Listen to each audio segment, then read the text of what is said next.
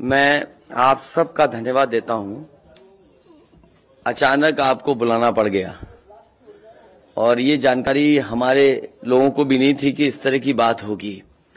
हालांकि ये सूचना मिल रही थी कि लखनऊ से जो मुख्यमंत्री उनके सबसे बड़े अधिकारी हैं और प्रमुख सचिव का जगह जगह फोन जा रहा है कि जहां भारतीय जनता पार्टी हारे वहां पर काउंटिंग स्लो करिए। मुख्यमंत्री के प्रमुख सचिव डीएम्स को फोन कर रहे हैं कि जहां बीजेपी हारे वहां पर काउंटिंग स्लो होनी चाहिए। और यही नहीं, अगर हम पिछला चुनाव देखें तो जो भारतीय जनता पार्टी की हार हुई है 47 सीटें ऐसी हैं जो 5000 के अंदर कम वोट में हुई हैं।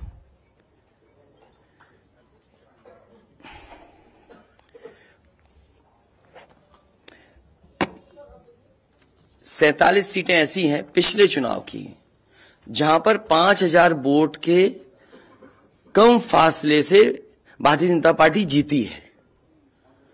और जो आज देखने को मिला है बनारस में कि जहां ईवीएम्स ले जाई जा रही थी, एक ट्रक पकड़ा गया, 2 ट्रक लेकर के भाग गए। अगर सरकार चोरी नहीं कर रही थी, ये वोट की चोरी जो नहीं कर रही थी, तो कम से कम बताए कि एक गाड़ी रोक ली, पकड़ी गई, लाइव है, अभी भी हम लाइव देख सकते हैं। 2 गाड़ियां क्यों भागी? अगर कोई चोरी नहीं थी, प्रशासन ने, सिक्योरिटी ने इतना इंतजाम क्यों नहीं किया? इतनी फोर्स है, अभी इलेक्शन की फोर्स गई नहीं है यूपी से, तो आखिरकार अधिकारी क्यों नहीं कर रहे थे? क्या वजह है कि बिना सिक्योरिटी, बिना इतने इंतजाम के ईवीएम्स जा रही हैं? और ईवीएम्स के बारे में ये मानना है कि किसी भी वेयर हाउस में रखी हो या किसी भी स्ट्रांग रूम में रखी हो, तो बिना प्रत्याशी के जानकारी के आप मूव नहीं कर सकते हैं। अगर आपको ईवीएम्स को मूव करना है तो कम से कम जो प्रत्याशी चुनाव लड़ रहे हैं उनकी जानकारी में होना चाहिए।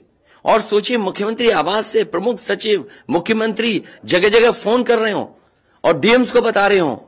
ये घबरा गए उसी दिन जिस दिन अखबारों में कुछ जगह आया कि कहीं पार्क की सफाई हो रही है, कहीं घर की सफाई हो रही है। और आप में से वो लोग हैं जो जमीन पर घूमे, जो जमीन पर चुनाव चल रहा है, वो भारतीय जनता पार्टी के खिलाफ था, जनता के अंदर नाराजगी थी। ये जो कल एग्जिट पोल आए हैं, मैं एग्जिट पोल पर बोलना नहीं चाहता था, लेकिन जो एग्जिट पोल आए हैं वो कहीं ना कहीं परसेप्शन ये क्रिएट करना चाहते हैं कि हां भारतीय जनता पार्टी जीत रही है, जिससे वो चोरी भी करें, अगर वो भी ना पता लगे कि हां चोरी हुई है। इसीलिए अगर हमने वोट दिया है, तो मैं अपने नौजवानों से, किसानों से और आम लोगों को कहूंगा कि उतनी हमारी जिम्मेदारी बनती है कि वोट को हम बचाएं। अगर वोट नहीं गिना जाएगा तो लोकतंत्र कहां जाएगा? और ये लोकतंत्र की आखिरी लड़ाई है। मैंने कई बार कहा कि उत्तर प्रदेश का चुनाव लोकतंत्र की आखिरी लड़ाई है। इसके बाद तो जनता को क्रांति करनी पड़ेगी, तभी बदलाव आएगा। इसलिए मैं अपने पार्टी के लोगों से और जो सच्चे ईमानदार, सच्चे सिपाही हों, सच्चे अधिकारी हों, सच्चे पत्रकार हों, कम से कम आगे आएं और लोकतंत्र को बचाने के लिए खड़ा हों। और मैं अपनी पार्टी के लोगों से कहूंगा कि जब तक काउंटिंग न हो जाए तब तक कम से कम ये नजर रखें और लगातार निगरानी रखें कि कैसे वोट बचाया जा सकता है, कैसे जहां पर मशीनें रखी हैं कोई किसी का आना जाना ना हो। ये लोकतंत्र के लिए बहुत ही खतरे का समय है। जो दल हार गया, अब उसके बस में यही है जो अब करने जा रहे हैं। ये जितने कुछ एग्जिट पोल हुए हैं वो इसीलिए हुए हैं कि अगर वो चोरी भी करें तो शायद नजर ना आए। अब ईवीएम्स पकड़ी गई हैं, बहाना कोई ना कोई अधिकारी बताएंगे कि हम ईवीएम्स इसलिए ले जा रहे थे। आखिरकार फोर्स के साथ क्यों नहीं ईवीएम्स जा रही थी? ये तो ईवीएम की एक बनारस की जो अभी भी लाइव चल रहा है वो घटना है। बरेली में एक स्ट्रांग रूम से बाहर नगर पालिका की कचड़े की गाड़ी में, जिसका नंबर UP25 DT 9166 में 3 बक्से सील पकड़े गए, जो सील बक्से थे। एक बक्से में सादा बैलेट पेपर था तथा 2 बक्से में मोहरें, रजिस्टर तथा सील करने वाला सामान था। करीबन 500 बैलेट पेपर पकड़े गए।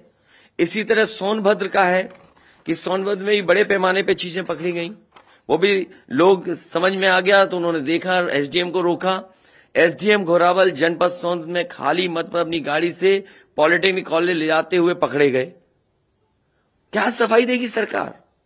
इसीलिए मैंने कहा प्रमुख सचिव मुख्यमंत्री आप जानकारी कर लें। अगर आपके DMs कोई जानकार हैं, उन्होंने खुद बताया है कि वहां से लखनऊ से फोन आ रहे हैं कि जहां पर भारतीय जनता पार्टी हार रही हो वहां पर काउंटिंग स्लो हो और रात तक काउंटिंग लेकर के जाइए।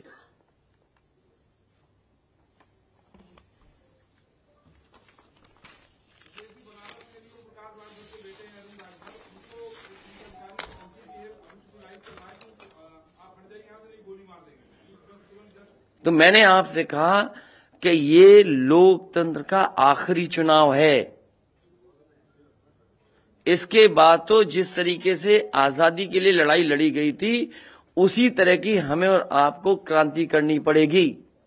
मैं तो अपने नौजवानों से अपील करूंगा कि जहां किसान इतने साल बैठे रहे तब सरकार झुकी। कम से कम 3 दिन लोकतंत्र के अखंड प्रहरी बनकर के EVMs को बचाएं और चुनाव को बचाएं। मैं किसी DM का इसलिए नहीं मानूंगा। DM कौन होता है? अगर प्रमुख सचिव मुख्यमंत्री फोन करेगा, DM क्या कर सकता है? DM की क्या हैसियत है? ये फिर जो प्रत्याशी लड़ने रहे थे उनको आखिरकार DM ने क्यों नहीं बताया? DM अगर ये जवाब दे रहा है तो उस DM से पूछिए कि DM ये बताओ कि तुमने जो प्रत्याशी चुनाव लड़े थे उसके बारे में क्यों नहीं बताया उन प्रत्याशियों को? ये DM आखिरकार किसके नीचे काम कर रहे हैं? और बनारस जैसी पोस्टिंग किसी DM को मिली होगी, इस DM को मैं भी जानता हूं। जब पहली पोस्टिंग मैंने मुजफ्फरनगर दी थी, मैं नहीं जानता हूं ये DM कौन है, किसकी सिफारिश पे ये मुजफ्फरनगर पहली बार गया था। बेईमानी करा रहा है ये DM। और जवाब ये DM का कि ट्रेनिंग के लिए जा रहे हैं। तो आखिरकार पॉलिटिकल पार्टीज को क्यों नहीं जानकारी दी? क्या जवाब है उनके पास इसका? और जब बाकायदा गाइडलाइन लिखी हुई है यहां पर कि आप EVMs का मूवमेंट नहीं कर सकते, आप कैसे EVM का मूवमेंट कर रहे हैं? आप पूछिए जिन्होंने दिया बयान। अरे भाई, मैं तो कह रहा हूं किसी आपने जो पॉलिटिकल चुनाव लड़ रहे हैं उनके बारे में क्यों नहीं बोल रहे हैं आप? और आप भी DM की बात को मानते हो? वो वर्जन इसलिए बोल रहे हैं क्योंकि सरकार एक भाषा बोलेगी, ऊपर से नीचे तक भाषा एक बोलेगी। आप बताइए, जब समाजवादी सरकार का चुनाव था, इलेक्शन कमीशन ने जो शिकायत की उस अधिकारी को हटाया गया? आज इलेक्शन कमीशन ने किसी अधिकारी को हटाया हो? एक अधिकारी अगर इलेक्शन कमीशन हटाया हो तो बता दो। मुझे कोई उम्मीद नहीं। इसीलिए मैं कह रहा हूं कि लोगों को लड़ना पड़ेगा। अगर लोकतंत्र बचाना है तो कहीं ना कहीं तैयारी करनी पड़ेगी लोकतंत्र बचाने के लिए। जो गाइडलाइन है, आज जो बैलेट पेपर पकड़े गए हैं सोनभद्र में, जो बैलेट पेपर पकड़े गए हैं आपके बरेली में, जिस तरह EVMs को ले आया जाता है, ये सवाल बड़ा है। अधिकारी वही भाषा बोलेंगे जो उनको बोलने के लिए सरकार कहेगी। वो नहीं चाहते कि ओम प्रकाश राजभर जी क्या भूल गए? इलेक्शन कमीशन याद नहीं है? ओम प्रकाश राजभर जी नॉमिनेशन के लिए गए, इनको अपमानित नहीं किया गया? क्या प्रशासन कार्रवाई कर रहा था? स्वामी प्रसाद मौर्य जी के साथ क्या व्यवहार हुआ? कोई भूल जाएगा इन बातों को? और चुनाव भर में क्या भाषण थे, क्या भाषा का इस्तेमाल था? हर जगह डराने का काम जनता को। ये अलग बात है। कम से कम इलेक्शन कमीशन को ये देखना चाहिए, खुलेआम जनता देख रही है, आज के जमाने में लाइव है कि किस तरीके से EVMs को ले आया जा रहा था। चुनाव आयोग को सबसे पहले जिलाधिकारी बनारस पे कार्रवाई करनी चाहिए कि आखिरकार उसने किसी को कॉन्फिडेंस में क्यों नहीं लिया। अगर मशीनें जा रही थी तो प्रत्याशियों को क्यों नहीं बताया गया? पॉलिटिकल पार्टीज को क्यों नहीं जानकारी दी गई? अगर ये गाइडलाइन में है कि नहीं है इलेक्शन कमीशन के? आप ईवीएम्स को एक जगह से दूसरी जगह मूव करा रहे हैं, आखिरकार इसके लिए जिम्मेदार कौन है? आप ईवीएम लेकर जा रहे हैं, अब 2 दिन की बात है, काउंटिंग होनी है।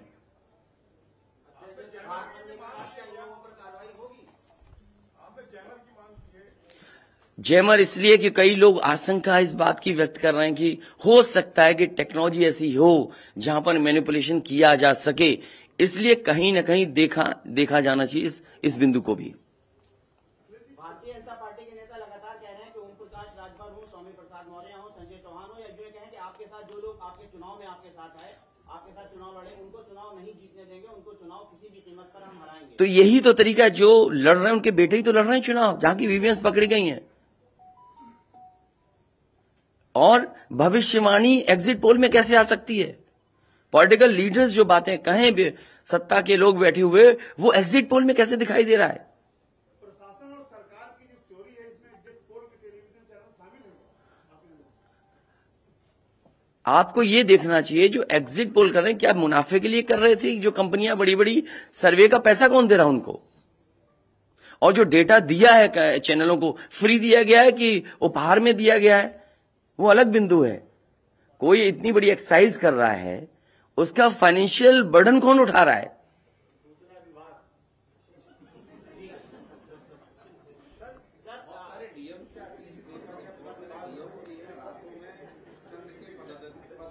ये तो बातें, ये सच कह रहे हैं आप। जो बात, ये जो सवाल के रूप में जानकारी दे रहे हैं, ये सच्चाई है। जो आप सवाल के रूप में दे रहे हैं, ये सच्चाई है। आप बताइए, इनके साथ गलत व्यवहार हुआ, क्या कार्रवाई की प्रशासन ने? वीडियोज हैं सबके। जब ये नॉमिनेशन के लिए गए आप, क्या वीडियो अवेलेबल नहीं है?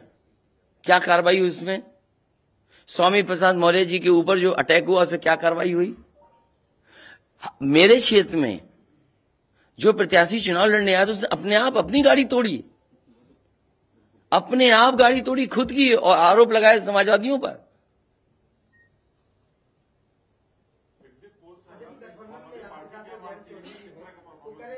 क्या करेंगे जब वोट को लेंगे?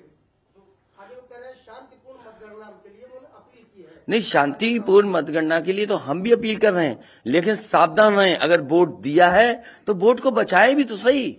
अगर ईवीएम्स खुली सड़क पे इस तरह जाएंगी, आप क्या उम्मीद करोगे? आपके बैलेट पेपर पकड़े जा रहे हैं। आपके लखनऊ में ही एक गाड़ी पकड़ी गई थी, उसके अंदर क्या क्या था? वो कहते वो तो हर गाड़ी में टूल बॉक्स होता है। तो टूल बॉक्स में इतना बड़ा हथौड़ा थोड़ी होता है कि आप ताला तोड़ दो। आगे जब कहना है कि अगर वोट दिया है तो वोट बचाएं। वोट बचाने के लिए कहीं ना कहीं हमें एक अखंड प्रहरी की तरह काम करना पड़ेगा। और अगर हमारे किसान इतने दिनों बैठ सकते हैं, अब तो 3 दिन की बात है, 3 दिन तो बैठना ही पड़ेगा। नहीं तो ये प्रशासन के लोग बैठ करके चोरी करा देंगे, और मामूली चोरी है वोट की। ये लोकतंत्र के साथ है।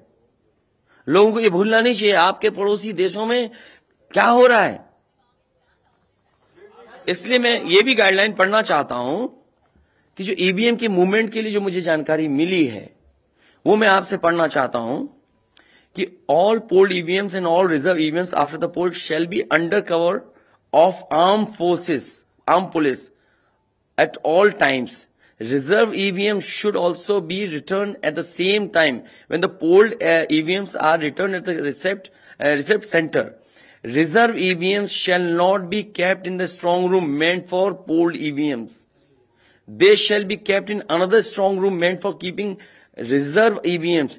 It must be ensured that all reserve EVMs are also deposited in the strong room meant for reserve EVMs at the same time when the polled EVMs are deposited in the strong room meant for the polled EVMs. तो EVMs के लिए बिल्कुल clear कहा गया है कि कैसे क्या होना है। और भाई जांच भी कौन करेगा? अगर डीएमई जांच करेगा तो क्या उम्मीद करोगे आप उसके लिए? इसके आगे जो पॉलिटिकल पार्टी हम तय करेंगे क्या करना है। अगर हमें कोर्ट का भी सहारा लेना पड़ेगा, लेकिन उससे पहले हम अपने पार्टी के कार्यकर्ता नेताओं और जो हमारे सच्चे पत्रकार, सच्चे पुलिस फोर्स में लोग हैं या वो लोग हैं, उनसे भी मेरी अपील होगी कि कम से कम लोकतंत्र को बचाने के लिए आगे आए। कोर्ट से पहले मैं आप लोगों के माध्यम से अपील करना चाहता हूं, ऐसे तमाम लोग जो लोकतंत्र को बचाना चाहते हैं वो कम से कम आगे आए।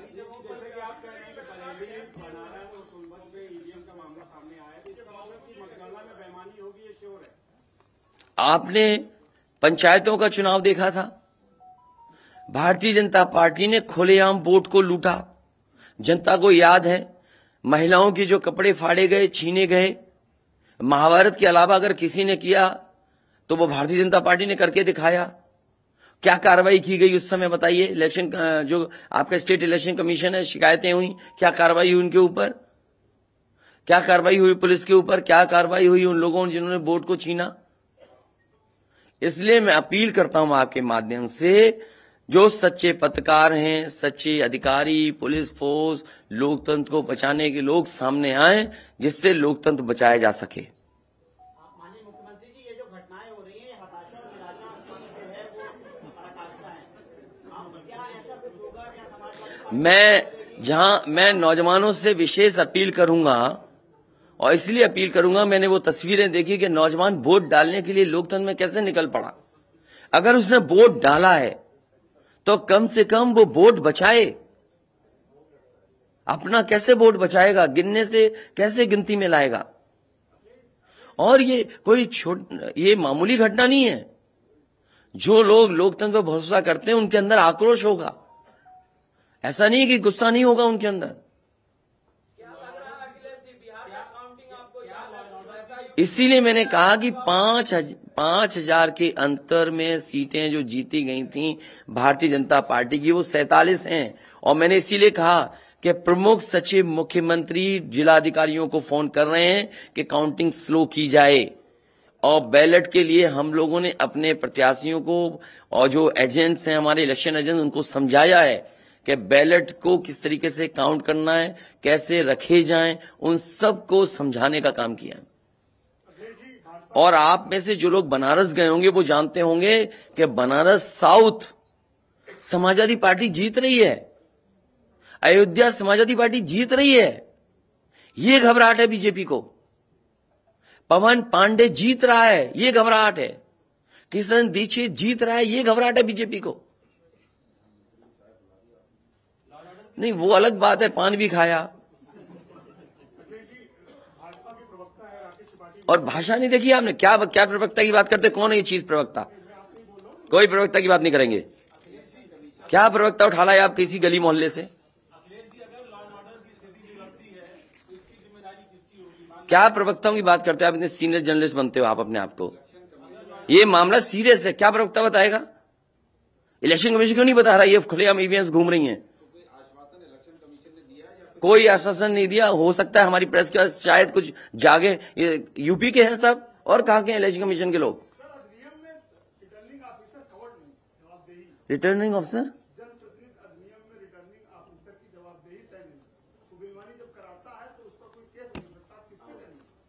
अब ये तो हमें भी जानना पड़ेगा कि क्या करें। इसीलिए मैंने कहा कि हम तैयारी से रहिए। ऐसे तो किसी पे कार्रवाई नहीं कर सकते। हाँ, जिम्मेदारी तो अच्छा इलेक्शन कमीशन की जिम्मेदारी है कि निष्पक्ष चुनाव। इतना बड़ा कमीशन, हम क्यों कह रहे हैं कि इलेक्शन कमीशन की जिम्मेदारी है?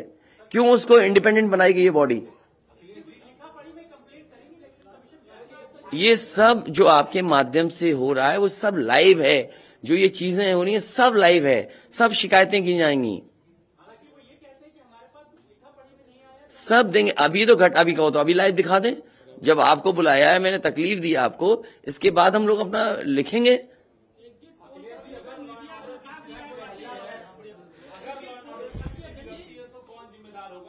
इलेक्शन कमीशन जिम्मेदार है इसके लिए। ईवीएम्स खुलेआम जा रही हैं, बैलेट पेपर कूड़े के डब्बे में पकड़े जा रहे हैं, गाड़ी का नंबर हम बता रहे हैं आपको, एसडीएम लेकर के जा रहा है।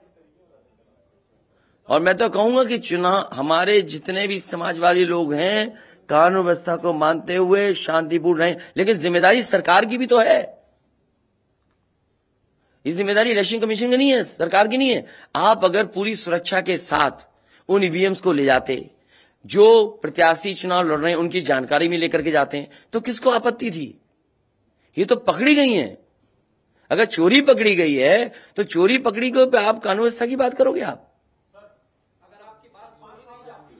तो नहीं सुनी जाएगी तो समाजवादी पार्टी हर रास्ते को अपनाएगी जहां पर लोकतंत्र को बचाया जा सके। वो जरूरी है। जहां जहां चुनाव हुए हैं, बंगाल में, तमिलनाडु में या किसी भी प्रदेश में, प्रत्याशी और उनके लोगों ने जगह जगह बैठ करके दिन रात पहरा दिया है। अखिलेश जी, निष्पक्ष तरीके से अगर चुनाव होता है तो समाजवादी पार्टी कितनी सीटें आने की उम्मीद है? मैं अभी भी कह रहा हूं, टारगेट हमारा फिक्स था, हमारा गठबंधन 300 के करीब पहुंच जाएगा।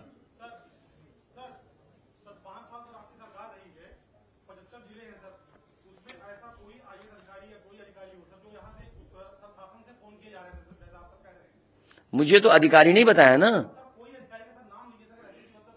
नहीं, मैंने नाम लिया प्रमुख सचिव मुख्यमंत्री का, जिससे मुझे जानकारी मिली, उसका नाम कोई नहीं बता सकता। हाँ, मुझे इलेक्शन कमीशन अगर कहेगा तो मैं नाम बताऊंगा। अरे हम सरकार चलाएंगे, हमें हमारे इतने भी अधिकारी नहीं होंगे। क्यों नाम बताएं चाहने वालों का? अरे तुम में चाहने वाले बैठे, किसी का नाम ले लूंगा मैं? तुम्हारे ही लोग अलग से मुझे मैसेज करते हैं, नाम ले दूं? अब तुम नहीं, वो हमारे दुश्मन हो तो हम क्या करें तुम्हारा? अरे बहुत सारे हैं जो हमें पर्सनल मैसेज भेजते हैं, तो क्यों नाम उनके ले दूं मैं? क्या चीज? अरे नए हो पत्रकार यार, बहुत सीनियर नहीं हो तुम। अपना परिचय दे दो, सब जान जाए आपको। जाने कौन सा एनबी है।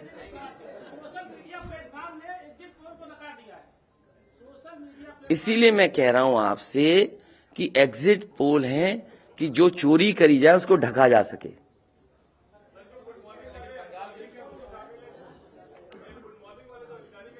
नहीं, अगर ओम प्रकाश राजभर जी से पूछना चाहो तो उनसे ही पूछ लो, केवल ईवीएम पर, क्योंकि इनकी विधानसभा का मामला है, इनकी विधानसभा का इशू है। देखिए, जैसा कि अभी हमारे एक साथी ने कहा कि माननीय अखिलेश यादव जी के साथ जो लोग हैं, चाहे संजय चौहान जी हों, चाहे ओम प्रकाश राजभर हों, चाहे स्वामी प्रसाद मौर्य हों, हम उनको जीतने नहीं देंगे। आप ही की तरफ से आया ना बात? आप ही नहीं, ये पूरे प्रदेश में गूंज रही है बात।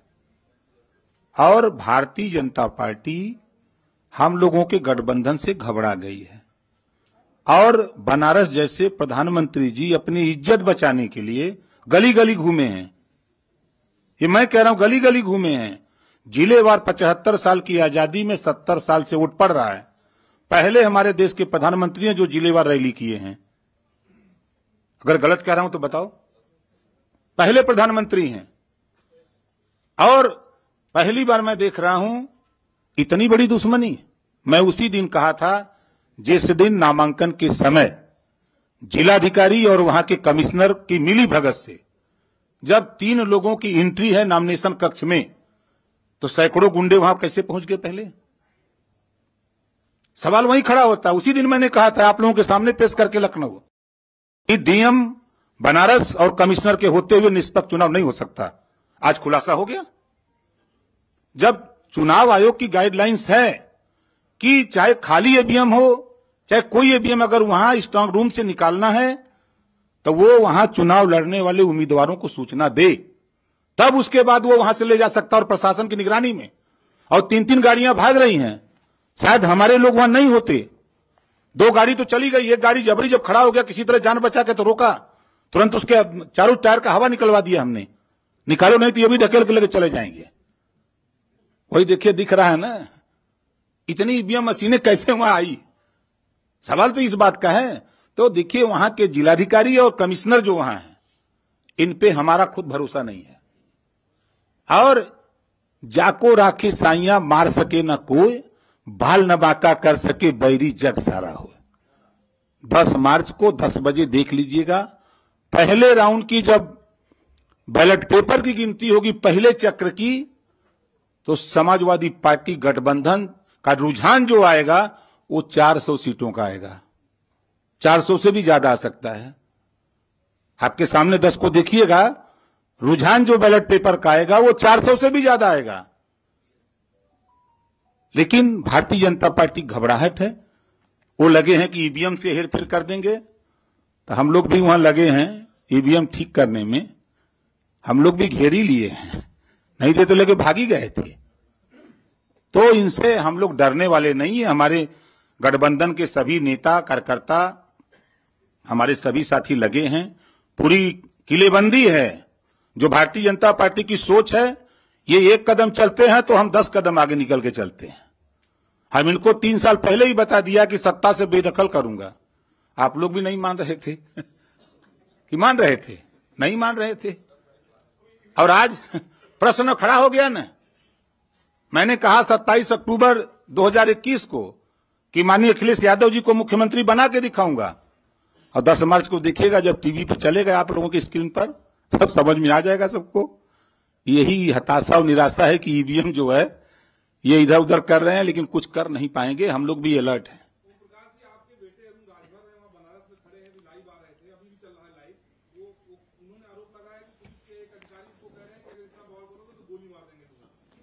देखिए, धमकाइयां चमकाइयां न पाइयां तब भाग जाइयां ठीक है। ये क्या गोली मारेंगे? वो अपने झंखे दरोगा या सीओ, कोई भी अधिकारी जो ये कह रहा है वो अपने पहले झंखे। वो जिस दिन गोली मारेगा वो कहां रहेगा? धरती पर न रहेगा।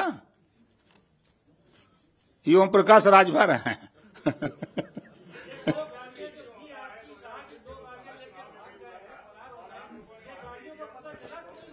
भैया मेरे, हम लोग तो एक घेर के रखे, दो तो वो भी किसी तरह, वो हमारा आदमी आगे खड़ा वो मार देता, धक्का मर जाता, लेकिन वो भी ढीठ था। अब जाति का ठाकुर था, यो बात है। हेमंत सिंह नाम है। अब वो लौट गया, वही कहे चढ़ा दो गाड़ी। और जो गाड़ी रुकी तब तक उसके साथ 4 लोग थे, तो पहले साइकिल से गाड़ी का हुआ निकाले कि कहीं ठेल के आगे न बढ़ा दें, तब जाकर के ईवीएम का खुलासा हुआ है। साहब पूरी होगी, आप देखिएगा ना। आप लोग चिंता मत करिए, चिंतन करिए। अरे यार तुमने आप जब कह दिया, इससे ज्यादा कह सकते हैं? तुम भी ऐसी बातें कर रहे हो भाई। जब कह दिया ये बातें, हाँ?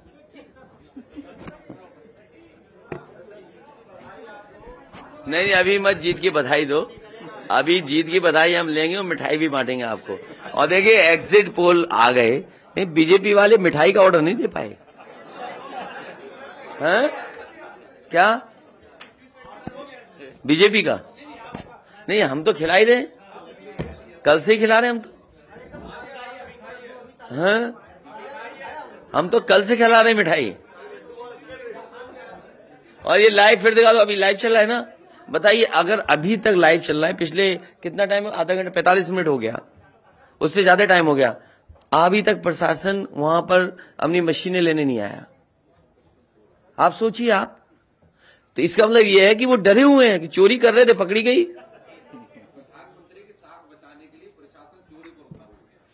आप देखिए ना, अगर मान लीजिए हम और आप यहां बैठ करके देख रहे हैं, अगर वो चीज लाइव हो रही है तो दुनिया में देखी जा रही होगी।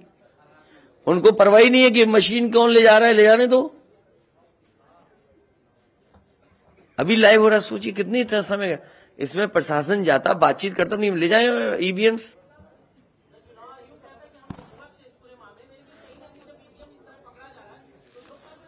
इसीलिए तो मैं कहता हूं, सच्चे पत्रकार भी हमारी मदद करें, सच्चे अधिकारी मदद करें, सच्चे जो लोग हैं, जो अगर आज नहीं तो कल अफसोस होगा। इसीलिए जो लोग लोकतंत्र बचाना चाहते हैं वो सब आगे आए।